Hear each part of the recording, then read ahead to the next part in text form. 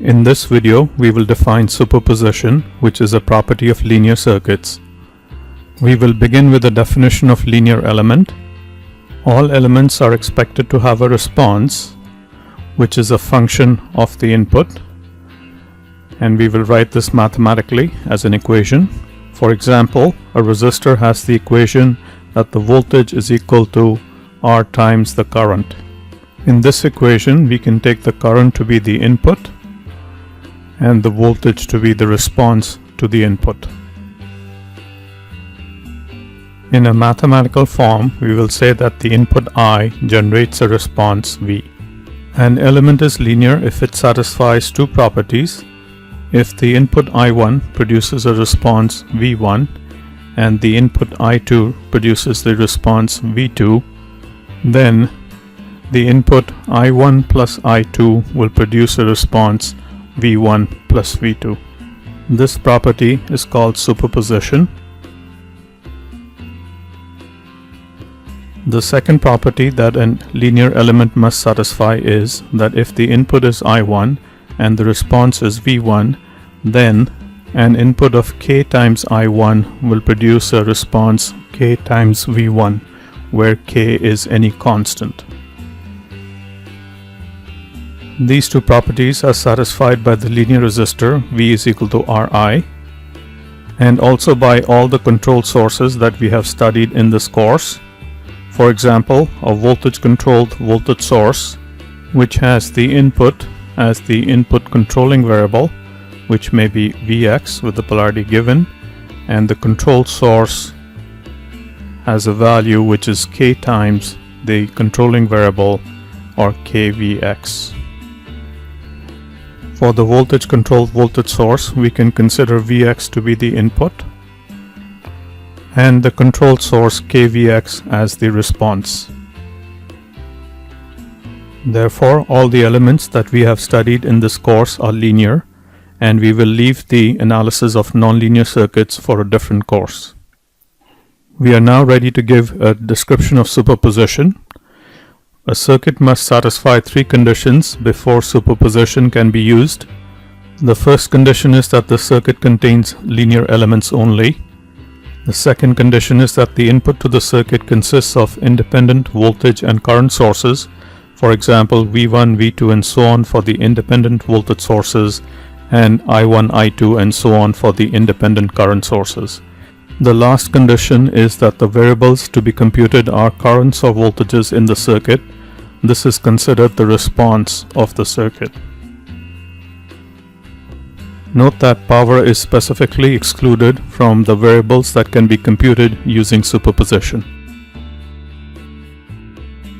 If a circuit meets all of these conditions, then superposition states that the response V0 will be a linear combination of the inputs, such that it will be equal to alpha 1 V1 plus alpha 2 V2 and so on for all the voltage sources, plus beta 1 I1 plus beta 2 I2 and so on for all the current sources, where alpha I and beta I are constants.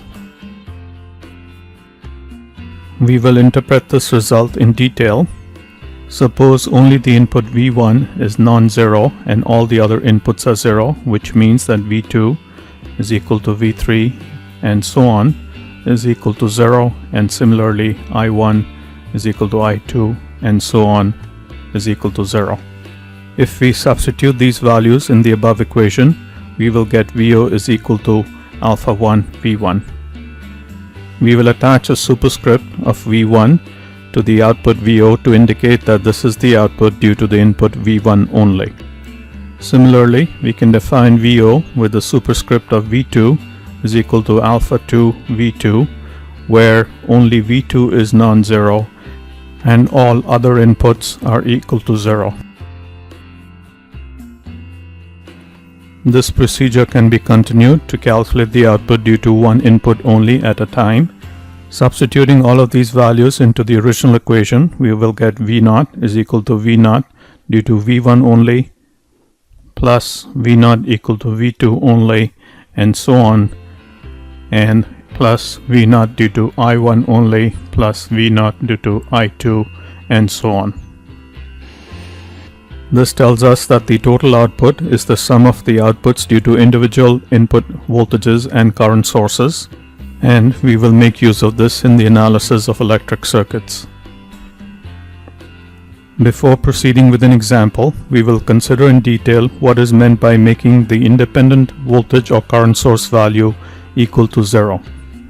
Recall that in superposition, we have only one non-zero input source and all the other sources are equal to 0. For example, we have V1 is not equal to 0 and we have V2 equals to V3 and so on is equal to 0, and also I1 is equal to I2 and so on is equal to 0. When the value of a source is non-zero, we say it is on or switched on, and when the value is 0, we say that it has been switched off. Also recall that when a voltage source has been switched off or its value is equal to 0, we say that it is replaced by a short circuit, and when a current source is switched off or its value is equal to 0, it is replaced with an open circuit.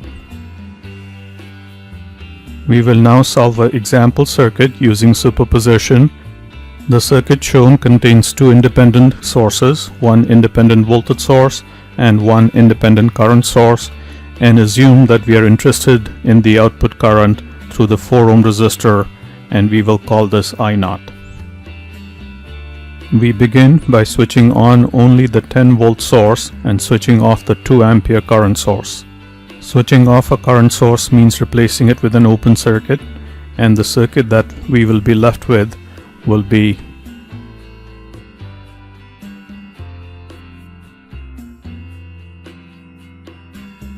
we will put a superscript of V on the current I0 to indicate that it is due to the voltage source only. The analysis of this circuit is straightforward, and we can write down I0 of V will be equal to 10 volts over 4 plus 4